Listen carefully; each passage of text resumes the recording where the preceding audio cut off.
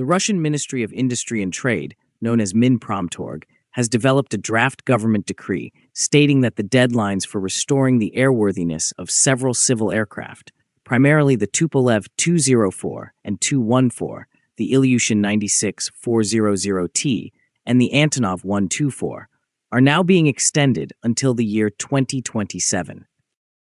The original program, authorized by the government of the Russian Federation on the 3rd of October 2022, expected that no fewer than 12 aircraft would be restored between 2022 and 2024. A portion of the work is now being moved to the 2026 to 2027 period.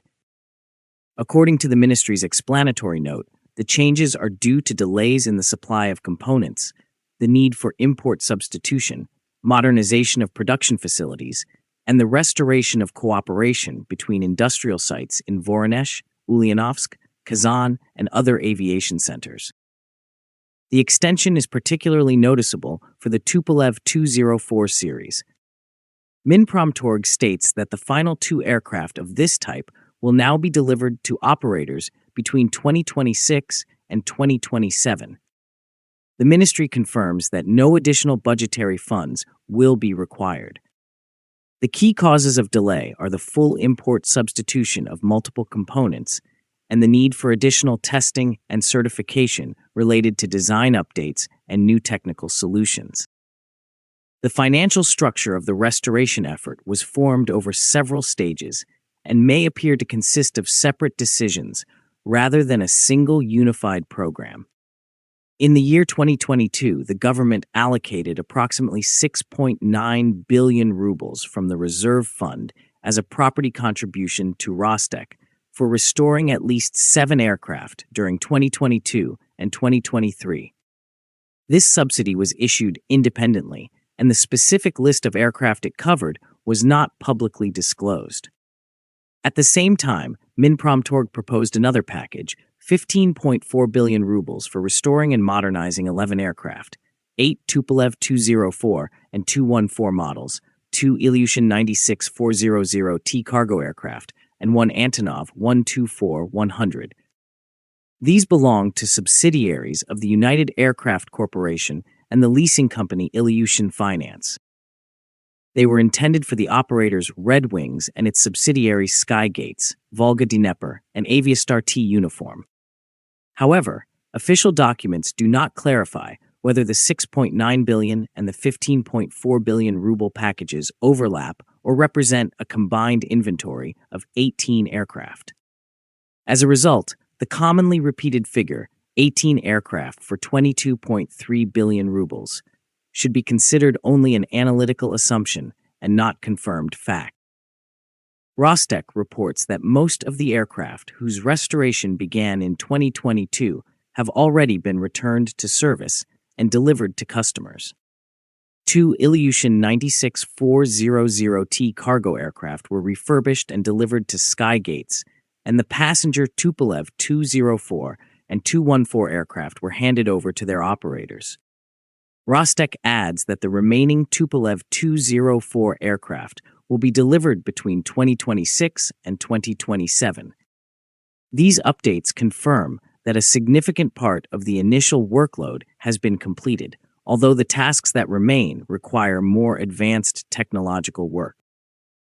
The delays described in the original plan stem from both logistical and technological issues.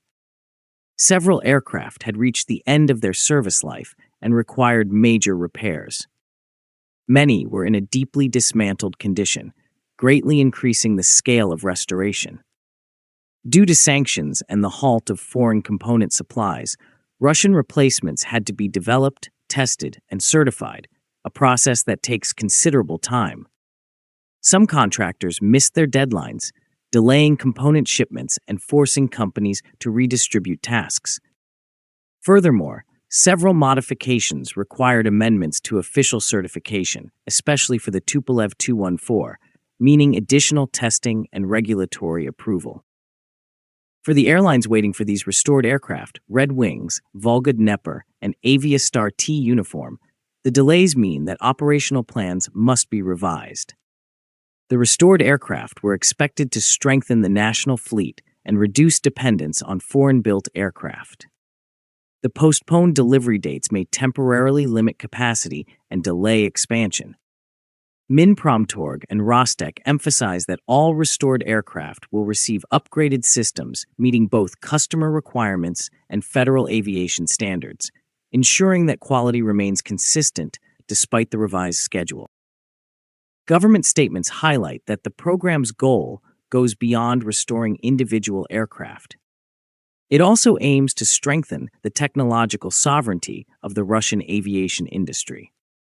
Restoring and modernizing the Tupolev Tu-204 and Tu-214, the Il-96 and the An-124, not only returns rare aircraft types to active service, but also revitalizes the industrial base needed for large-scale manufacturing of modern Russian airliners, such as the domestically equipped MC-21310 and the SJ-100. In essence, the program is an investment in rebuilding industrial cooperation and the technological capabilities required for the long-term development of Russia's aviation sector. Even with the progress achieved, several uncertainties remain. The degree of overlap between the 6.9 billion and the 15.4 billion ruble packages is still unknown, making it difficult to calculate the program's true scale and cost.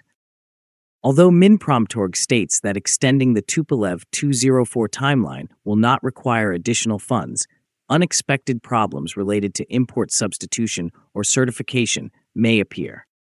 Rebuilding industrial cooperation will take time and continued government oversight.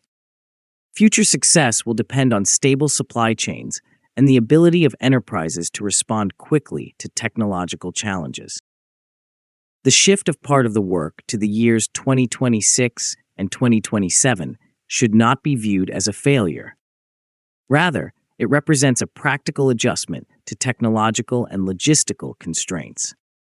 Based on available information, around 10 aircraft have already been restored and delivered. However, ongoing issues involving component availability, import substitution, and industrial capacity show that this effort is not only about restoring aircraft, it is also about rebuilding the industrial system required for future aviation projects. If the government and industry succeed in stabilizing supply chains, increasing domestic component production, and streamlining certification procedures while maintaining safety, the program can reasonably be expected to finish by 2027. If these conditions are not met, further delays and rising costs remain possible, which could affect the economic viability of the entire effort. If you think the video was informative, please like, subscribe, and share. Please also take membership of the channel to encourage us.